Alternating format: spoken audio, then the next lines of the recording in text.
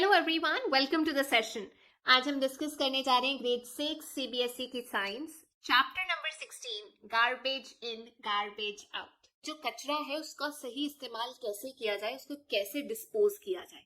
देखिए, रोज हम लोग इतना वेस्ट, इतना गार्बेज प्रोड्यूस करते हैं। कई बार आप देखेंगे लोग जो हैं मूंगफली के छिलके बस स्टैंड पे फेंक देंगे, बच्चे जो है पेंसिल शार्प करके कचरा वहीं फेंक देंगे, और ये चीजें जो किसी काम की है ही नहीं, बिल्कुल डिस्कार्ड करने वाली है, फेंकने वाली है, इसको हम वेस्ट बोलते हैं।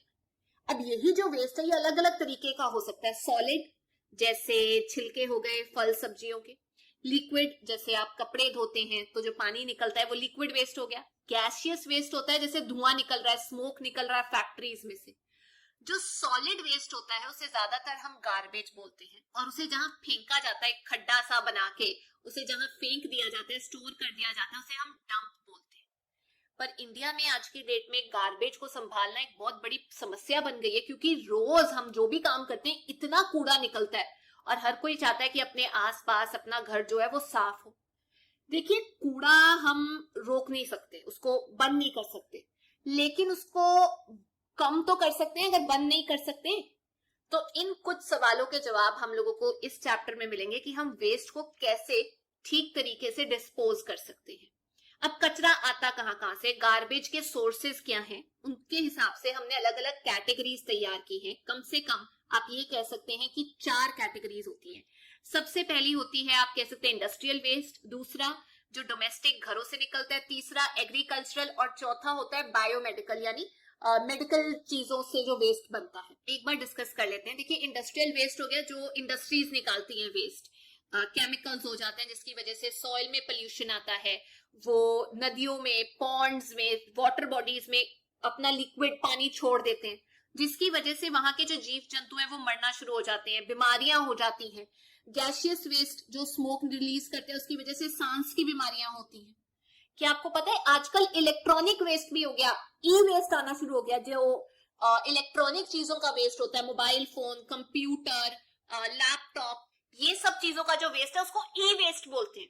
दूसरा वेस्ट डोमेस्टिक वेस्ट, जो हमारे घर से निकलता है। रोज कितना कचरा निकलता है, सब्जियों के छिलके, बचा हुआ खाना, पेपर, प्लास्टिक, जो प्लास्टिक पैकिंग मटेरियल में आता है, काफी सारी चीजें निकलती हैं। एग्रीकल्चरल वेस्ट, जब पैडी की फसल, राइस की फसल काट ली जाती है, जो बचता है उसका सामान, ड्राई हुई स्टेम, स्ट्रॉज, शुगर केन का जो बचा हुआ हिस्सा होता है, जो वीड्स होती है, मतलब जो प्लांट कुछ हमें देता नहीं है वो चीज, कैटल भेड़ बकरियों का वेस्ट, पेस्टिसाइड छिड़काव करने की वजह से जो वेस्ट निकलता है पानी की फॉर्म में, जो बहुत माइक्रो ऑर्गेनिजम्स को मार देता है, जो इवन अच्छी चीजें होती हैं सॉइल के अंदर उनको भी खत्म कर देता है।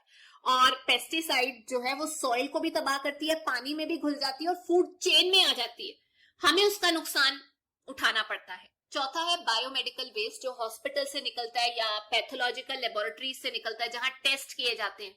दवाइयां हो गई, ब्लड का सैंपल, यूरिन का सैंपल, आप ये कह सकते हैं इंजेक्शन हो गए, अलग अलग तरीके की सिरिंज हो गई, कॉटन हो गया। इन्फेक्शियस होता है, खतरनाक होता है ये वाला वेस्ट, बायोमेडिकल।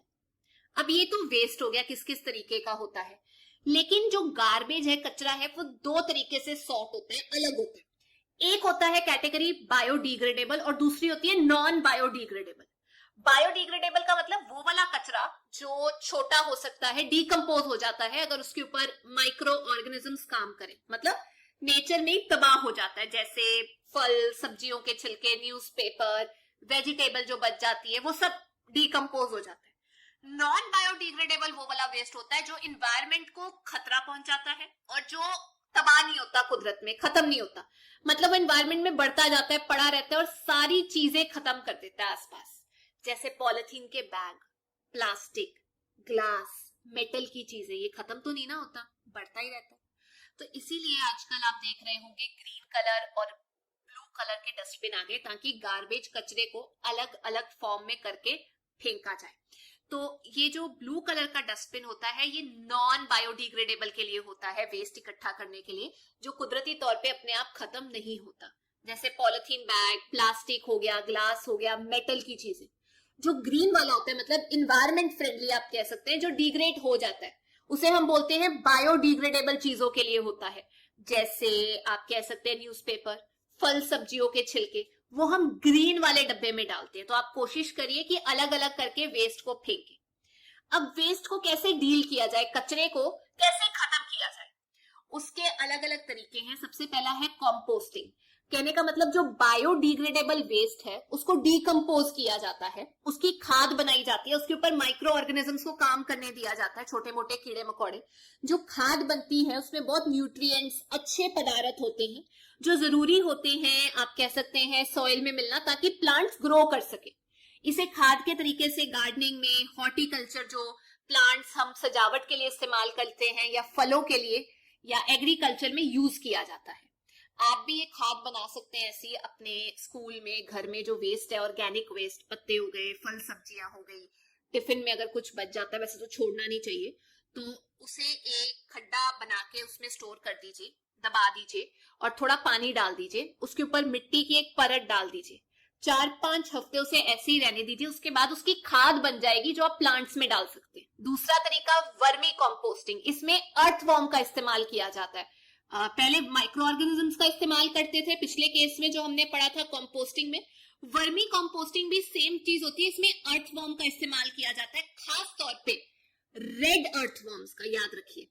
तो अर्थवॉर्म जो वेस्ट मटेरियल है उसको कंपोस्ट में तैयार कर देते हैं। सिंपल होता है, सैंड जैसा ही निकलता है जो सामान निकलता है बाद में, लूज मिट्टी। ये भी आप कर सकते हैं अपने स्कूल में, एक खड्डा बना के छाया में, उसमें ना ये नमक वाली चीजें मत डालना, जैसे अचार हो गया, सॉल्ट वाली चीजें। आप बायोडिग्रेडेबल वेस्ट उसमें डाल सकते हैं, पत्ते हो गए, खाना हो गया, ऑयल, नमक, अचार, ये सब नहीं डालना। उसके बाद उसके ऊपर पानी डाल दो और उसके ऊपर आप रेड अर्थवॉर्म छोड़ दीजिए। एक पुराना कपड़े से उसको ढक दीजिए और 3-4 दिन के बाद उसे ऊपर वाले हिस्से को ऐसे हिला सकते हैं एक डंडे के साथ। तो आप ये देखेंगे जहां पे आप फिर से पानी डालेंगे 3-4 हफ्तों बाद, वहां अर्थवॉर्म आ जाएंगे गीले में थोड़ा। तो जो अर्थवॉर्म है, रेड अर्थवॉर्म, वो सारी चीज को, बायोडिग्रेडेबल चीज को कंपोस्ट में बदल देते हैं। आपको थोड़ी देर उसको निकाल के सामान को फिर सन में रखना पड़ेगा ताकि वो सूख जाए, पर अर्थवॉर्म, रेड अर्थवॉर्म, ये काम करते हैं। आप ये ध्यान रखना कि वर्मी कंपोस्टिंग आजकल चल रही है। तीसरी चीज है लैंडफिल। एक बड़े से एरिया में खड्डा करके, रेजिडेंशियल एरिया से अलग होता है, मतलब घरों से दूर कहीं जाके खड्डा करके उसके अंदर हम जो चीजें बायोडिग्रेडेबल हैं वो भर देते हैं और उसके बाद उसे मिट्टी की परत के साथ भर दिया जाता है। कम से कम नहीं तो 20 साल अलाउड नहीं है उसके ऊपर कंस्ट्रक्शन करना। और आप अगर एग्जाम्पल देखना चाहें कि लैंडफिल के ऊपर क्या बनाया गया है, तो आप देख सकते हैं कि उसके ऊपर प्लेग्राउंड, पार्क्स बनाए जाते हैं। मिलेनियम इंद्रप्रस्था पार्क जो है न्यू दिल्ली में, वो कंप्लीटली एक लैंडफिल की साइट है जहां कचरा फेंका गया था, फिर एक परत बना दी गई सॉइल की और फिर काफी देर बाद उसके ऊपर कंस्ट्रक्शन की गई। ये बनाया गया था उदाहरण के तौर पे दिल्ली डेवलपमेंट अथॉरिटी के द्वारा 2004 में। एक पिकनिक स्पॉट था। आज की डेट में तो ये बहुत सुंदर हो गया है, बच्चों का पार्क बन गया, फूड कोर्ट है, मतलब बहुत दूर से टूरिस्ट भी आते हैं इस जगह को देखने के लिए। आप इमेजेस देख सकते हैं। तीसरा तरीका है इंसिनरेशन। उसमें क्या किया जाता है, जो वेस्ट मटेरियल है उसे एक बड़े ढांचे में आग लगाई जाती है, आप ये कह सकते हैं। एक अलग डिजाइन का ढांचा होता है, उसे हम फर्नेस बोलते हैं, जिससे जो कूड़े का वेस्ट है वो कम हो जाता है। जनरली जो हॉस्पिटल से वेस्ट आता है उसको ऐसे करके खत्म किया जाता है, लेकिन इसके अपने नुकसान है। जब आप उसको जलाते हैं तो इन्वायरमेंट में, वातावरण में प्रदूषण पैदा करता है, गैसेस निकलती है, तो उसे हम बोलते हैं इंसिनरेशन, जिसमें आग लगा के खत्म किया जाता है। अब वेस्ट मैनेज करना बहुत जरूरी है। वेस्ट मैनेजमेंट के लिए 4 R's को याद रखना। पहला रीयूज, सेकंड रिड्यूस, तीसरा रिसाइकल, चौथा रिफ्यूज। इजी है। रीयूज का मतलब दोबारा इस्तेमाल करना। जो चीजें आप दोबारा इस्तेमाल कर सकते हो, जैसे जार हो गए, बॉटल हो गई, जब वो खत्म हो जाता है तो आप उसका पेन स्टैंड बना लो, फ्लावर पॉट बना लो, रीयूज हो गया। पंखे खराब हो जाए फेंको मत, उसको रीयूज कर लो, फिक्स कर लो ना उसको। दूसरी चीज रिड्यूस, मतलब जो वेस्ट आप निकाल रहे हो उसको रिड्यूस करो। ऐसी चीजें इस्तेमाल करो जो बार बार यूज हो सकती है। मेटल का इस्तेमाल करो, ग्लास का इस्तेमाल करो, डिस्पोजेबल ग्लास और प्लेट का इस्तेमाल मत करो। तो रिड्यूस करो कचरे को। तीसरा रिसाइकल। कहने का मतलब ये, जो कचरा आप फेंक रहे हो उससे जो यूजफुल चीजें हैं अगर वो निकाली जा सकती है तो उसको रिसाइकल करो ना। जैसे पुराने न्यूज़पेपर्स अगर आप लेते हो तो उसका इकट्ठा करके कार्डबोर्ड बना लो। ग्लास, प्लास्टिक, मेटल की चीजों के भी अलग अलग चीजें बनाई जा सकती है, उसे रीयूज में लेकर आओ, दोबारा यूज में लेकर आओ। और चौथा, refuse, plastic bag, polythene bag को रिफ्यूज कर दो, यूज मत होने दो, क्योंकि वो प्रदूषण पैदा करते हैं। तो जो लोग उसका इस्तेमाल कर रहे हैं उनको भी रोको कि मत करो ये चीजें। अब अगर आप चाहें तो आपने देखा होगा, पुराने पेपर फाड़ के पानी में घोल के आप उसकी पेस्ट बना सकते हैं, ठीक है, और उससे नया पेपर निकाल सकते हैं। करना क्या है, बड़े से टब में पेपर फाड़ के डाल दो, न्यूज़पेपर फाड़ के डाल दो, गम डाल दो, उसको अच्छे से मिक्स करो, पेस्ट बन जाएगी। उसके बाद उसको चुन्नी पे सूखने रख दो।